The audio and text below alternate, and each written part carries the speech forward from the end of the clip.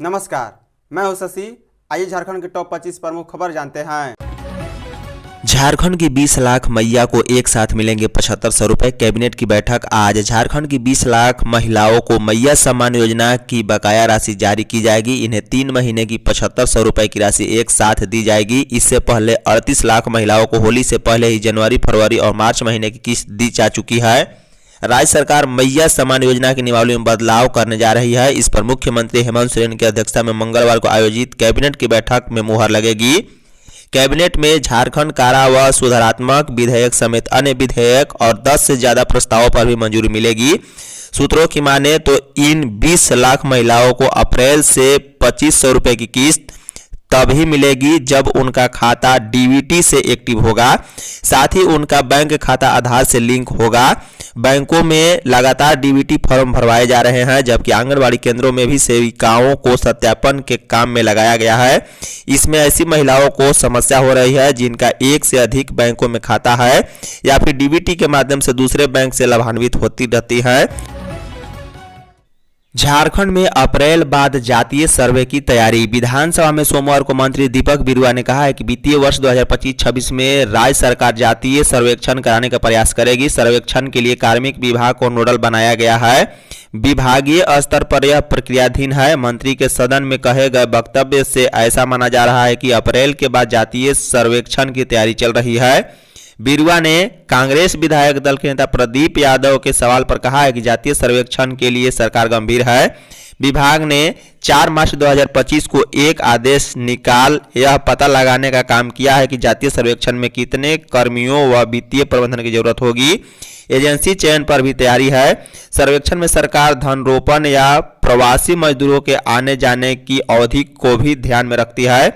सर्वेक्षण में बिहार और तेलंगाना की प्रक्रिया के अध्ययन की भी तैयारी है। विपक्ष चाहता तो सरना कोड लागू होता और 27% ओबीसी को आरक्षण भी। संसदीय कार्य मंत्री सुदीव्य कुमार ने कहा है कि इनकी नीयत सही होती तो राज्य में ओबीसी को 27% आरक्षण और सरना धर्म कोड और 1932 खतियान लागू होता, लेकिन इनकी मंशा लटकाने, भटकाने और केवल राजनीति भर करने की है। प्रभारी मंत्री सोमवार को झारखंड विधानसभा के बजट सत्र के दौरान अनुदान मांगों पर चर्चा के बाद सरकार का पक्ष रख रहे थे। सत्र के दौरान नगर विकास एवं आवासन विभाग और मंत्रिमंडल सचिवालय एवं निगरानी विभाग का अनुदान मांग पास हो गया है। अनुदान मांगों पर भाजपा विधायक नवीन जायसवाल ने कटौती प्रस्ताव लाया था जो खारिज हो गया है।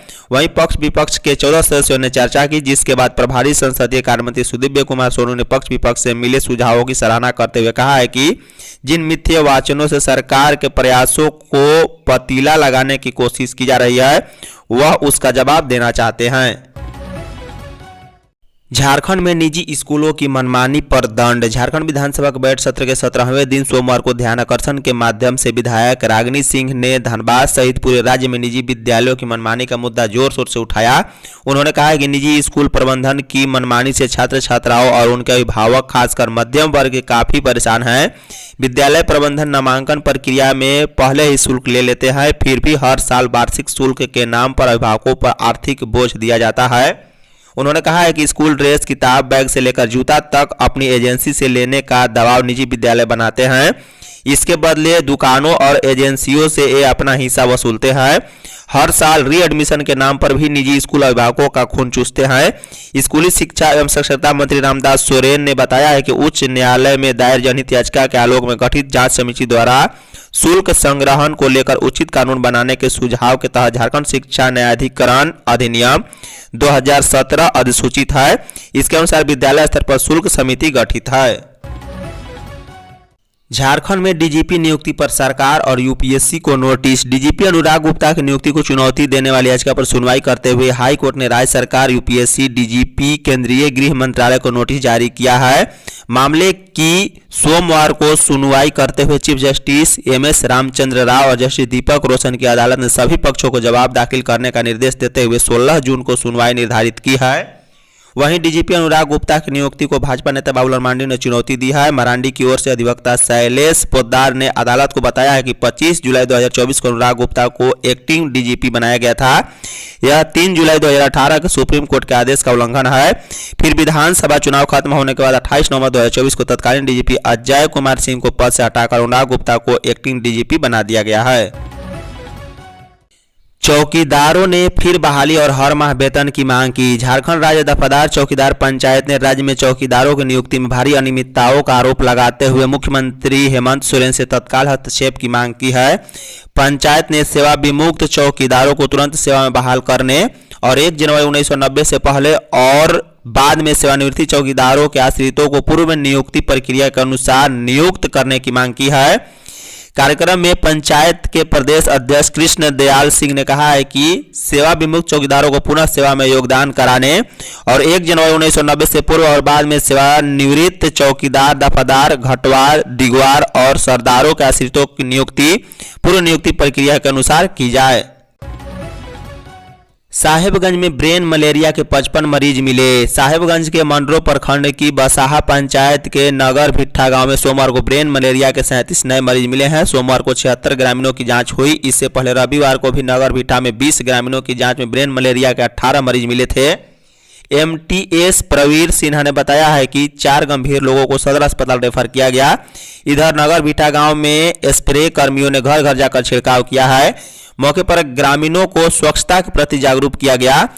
29 मार्च तक स्वास्थ्य विभाग की टीम कैंप करेगी। इधर ब्रेन मलेरिया से 5 पहाड़िया बच्चों की मौत की जांच राज्य स्तरीय टीम करेगी। मलेरिया के राज्य नोडल पदाधिकारी डॉक्टर वीरेंद्र कुमार के नेतृत्व में टीम मंगलवार की रात तक पहुंच सकती है। झारखंड के सभी सरकारी व निजी स्कूलों में शुगर बोर्ड की स्थापना। झारखंड शिक्षा परियोजना परिषद ने राज्य के सभी स्कूलों में शुगर बोर्ड की स्थापना का निर्देश दिया है। उक्त निर्देश राज्य के सभी डीईओ और डीएसई को दिया गया है। परिषद के निदेशक शशि रंजन द्वारा जारी निर्देश में कहा गया है कि बच्चों में शुगर के सेवन की निगरानी व कमी के लिए स्कूलों में बोर्ड बनाने की जरूरत है। पिछले 1 दशक में बच्चों में टाइप 2 मधुमेह काफ़ी बढ़ी है, जो काफ़ी मुख्य रूप से वयस्कों में देखी जाती है। यह काफ़ी हद तक उच्च शर्करा के सेवन के कारण है। यह प्रायः विद्यालय में शर्करा युक्त स्नैक्स, पेय व जंक फूड की आसान उपलब्धता के कारण है। शर्करा का अत्यधिक सेवन न केवल मधुमेह के खतरे को बढ़ाता है बल्कि मोटापा, दंत समस्याओं, अन्य विकारों में भी योगदान देता है। मैया योजना का पैसा लेने के लिए राशन कार्ड में करे सुधार। झारखंड सरकार की महत्वाकांक्षी योजना मैया सम्मान योजना के एक साथ 3 माह की राशि हाल ही में ट्रांसफर कर दिए गए हैं। हालांकि कई लाभुक भी हैं जिन्हें विभिन्न कारणों से अब तक अपनी बकाया राशि नहीं मिल सकी है। अब ऐसी महिलाएं पैसे पाने के लिए कभी बैंक तो कभी ब्लॉक के चक्कर काटने को विवश हैं। जिला प्रशासन की माने तो राशन कार्ड में कई छोटी मोटी गलतियां की वजह से ये पैसा अटका हुआ है। इसलिए इधर उधर भागने की बजाय आप एक बार अपने राशन कार्ड की जांच जरूर करें। बता दें, मैया सम्मान योजना का लाभ लेने के लिए राशन कार्ड एक बेहद महत्वपूर्ण दस्तावेज है। राशन कार्ड में आपका सही नाम आवश्यक होना चाहिए। इसलिए अगर आप भी मैया सम्मान योजना का पैसा न मिलने के कारण ब्लॉक का चक्कर काट रहे हैं तो एक बार यह जरूर देख लें कि आपका राशन कार्ड में नाम सही लिखा हुआ है या नहीं। बोकारो में मैया सम्मान योजना का पैसा न मिलने से सड़क पर उतरी महिलाएं। झारखंड के बोकारो जिले के हजारों लाभुकों को मुख्यमंत्री मैया सम्मान योजना की 3 किस्तों में 7500 रुपये अब तक उनके खाते में नहीं जमा किए गए हैं, जिसे लेकर सोमवार 24 मार्च को आक्रोशित महिलाएं सड़क पर उतर आई। ये महिलाएं बेरमो थाने के समय विरोध प्रदर्शन करना शुरू कर दिया है। धरना प्रदर्शन को लेकर महिलाओं के सड़क पर उतरने से फुसरो, जैना मोड़ मुख्य सड़क पर लगभग 1 घंटा तक जाम का सामना करना पड़ा। बता दें कि मैया सम्मान योजना के पैसे खाते में नहीं आने से महिलाएं नाराज हैं। जिन महिलाओं के खाते में पैसे नहीं आए हैं वे ब्लॉक और बैंक का चक्कर काट कर परेशान हो गई हैं। इसे लेकर आखिरकार अब झारखंड की महिलाओं का सब्र का बंध टूट गया है और वे सड़क पर उतर आई हैं। पलामू के 2 थानेदारों पर गिरी गाज, लापरवाही पड़ गई भारी। पलामू प्रक्षेत्र के डीआईजी वाइस रमेश ने सतबरवा थाना प्रभारी अंचित कुमार को निलंबित कर दिया है। अंचित कुमार पर मुकदमे से जुड़े हुए ई साक्ष्य को अपलोड करने में लापरवाही बरतने का आरोप है। दरअसल पलामू प्रक्षेत्र के डीआईजी वाइस रमेश मुकदमे से जुड़े हुए इस शख्स की समीक्षा कर रहे थे। इस दौरान उन्होंने पाया है कि पलामू जिले में 11 मुकदमों से जुड़े हुए इस शख्स का डाटा अपलोड नहीं किया गया, जबकि लातेहार में 28 और गढ़वा में 7 मुकदमों से जुड़े हुए डाटा को अपलोड किया गया था। डीआईजी वाइस रमेश ने बताया है कि इस शख्स को अपलोड करने में लापरवाही बरती गई थी, जिसके कारण निलंबित किया गया है। पलामू, गढ़वा और लातेहार के सभी पुलिस अधिकारियों को इस शख्स अपलोड करने को लेकर निर्देश जारी किए गए हैं। उन्होंने कहा है कि माह में 2 बार इसकी समीक्षा की जाती है। समीक्षा के दौरान लापरवाही बरतने का मामला सामने आया था। श्री बंशीधर नगर महोत्सव में अश्लील गानों से छवि धूमिल। झारखंड के वित्त एवं संसदीय कार्य मंत्री राधाकृष्णन किशोर ने गढ़वा जिले में श्री बंशीधर नगर महोत्सव के सांस्कृतिक कार्यक्रम के दौरान अश्लील गाने की प्रस्तुति पर मुख्य सचिव अलका तिवारी को पत्र लिखा है। उन्होंने इस मामले में कार्रवाई करने को कहा है। इसके साथ ही कार्यक्रम के लिए उपलब्ध कराई गई राशि की ऑडिट कराने को कहा है। उन्होंने लिखा है कि इस महोत्सव का दायित्व उपायुक्त को नहीं बल्कि विभागीय सचिव या प्रमंडलीय आयुक्त को दिया जाए। झारखंड के वित्त मंत्री राधाकृष्ण किशोर ने मुख्य सचिव को लिखा है कि समाचार पत्रों में प्रकाशित और सोशल मीडिया में प्रसारित दृश्य के अनुसार श्री बंशीधर नगर महोत्सव केवल यहां के अधिकारियों या महोत्सव बन कर रह गया है। अश्लील गाने की प्रस्तुति से राजकीय महोत्सव की छवि धूमिल हुई है। महोत्सव में सांस्कृतिक कार्यक्रम के नाम पर अश्लील गाने परोसे गए। मंच के सामने बैठे संभवतः जिला प्रशासन के अधिकारी झूमते नजर आए हैं। एनटीपीसी के डीजीएम कुमार गौरव हत्याकांड का खुलासा। एनटीपीसी के डिस्पैच डीजीएम कुमार गौरव की हत्या पिछले दिनों पुलिस मुठभेड़ में ढेर गैंगस्टर अमन साहू के करीबी ने कराई थी। कोयला कंपनी में दहशत फैलाने के लिए इसका वारदात को अंजाम दिया गया था। पुलिस ने कार्रवाई करते हुए मेन शूटर समेत 4 अपराधियों को गिरफ्तार कर लिया है। यह खुलासा सोमवार को रेंज के डीआईजी संजीव कुमार, एसपी अरविंद कुमार सिंह ने संयुक्त रूप से प्रेस कॉन्फ्रेंस में किया है। हालांकि मारे गए गैंगस्टर अमन साहू के करीबी का नाम पुलिस ने सार्वजनिक नहीं किया। डीआईजी संजीव कुमार ने कहा है कि हत्या करने वाले मेन शूटर समेत 4 अपराधियों को हजारीबाग पुलिस ने गिरफ्तार कर लिया है। डीजीएम कुमार गौरव को गोली मारने वाला, रेकी करने वाला, शूटर को मोटरसाइकिल से लेकर चलने वाला और हथियार आपूर्ति कराने वाला अपराधी को पुलिस ने पकड़ा है। डीजीएम की हत्या में प्रयुक्त पिस्टल, मोटरसाइकिल, कैश समेत अन्य सामान भी पुलिस ने पकड़े गए अपराधियों के पास से जब्त किया है। बुढ़ा पहाड़ से 2 किलो का आईडी बरामद। झारखंड के गढ़वा जिले के बुढ़ा पहाड़ इलाके में नक्सलियों की साजिश सोमवार को नाकाम हो गई है। सर्च ऑपरेशन पर निकले सुरक्षा बलों ने जंगल से 2 किलो का आईडी बरामद किया है और उसे जंगल में ही निरोधक दस्ते की मदद से नष्ट कर दिया है। इससे बड़ा हादसा टल गया है। गढ़वा जिले के बड़गढ़ थाना क्षेत्र के बुढ़ा पहाड़ इलाके से नक्सली द्वारा जंगल में छिपाकर आईडी रखा गया था। आईडी बरामद होने की जानकारी सीआरपीएफ 172 बटालियन द्वारा प्रेस विज्ञप्ति में जारी कर दी गई है। बता दें, कमांडेंट नृपेंद्र कुमार सिंह एवं द्वितीय कमान अधिकारी कुलदीप कुमार के दिशा निर्देश पर सीआरपीएफ 172 बटालियन की एक टीम सहायक कमांडेंट नीरज कुमार के नेतृत्व में नक्सलियों के खिलाफ अभियान के तहत तुमेर, घोराटंग एवं बुढ़ा गांव के एरिया में सर्च ऑपरेशन के लिए निकली हुई थी। बोकारो से राजस्व कर्मचारी 20,000 रिश्वत लेते गिरफ्तार। बोकारो के गोमियो अंचल कार्यालय में पदस्थापित राजस्व कर्मचारी ललन कुमार को धनबाद एससीबी की टीम ने सोमवार को 20,000 रुपये रिश्वत लेते रंगे हाथ गिरफ्तार कर लिया है। राजस्व कर्मचारी ललन कुमार एक व्यक्ति से ऑनलाइन नाम सुधारने के एवज में 20,000 रुपये रिश्वत की मांग कर रहा था। पैसे नहीं देने पर बार बार परेशान कर रहा था। पीड़ित ऑफिस का चक्कर काट कर तंग आ गया था। आखिरकार उस व्यक्ति ने इसकी शिकायत एससीबी धनबाद से की है। शिकायत मिलने के बाद एससीबी की टीम ने सोमवार को अंचल कार्यालय में पदस्थापित राजस्व कर्मचारी ललन कुमार को अंचल कार्यालय के समीप स्थित उनके आवास से 20,000 रुपये रिश्वत लेते रंगे हाथ गिरफ्तार कर लिया। गिरफ्तार के बाद टीम उसे धनबाद ले गई है।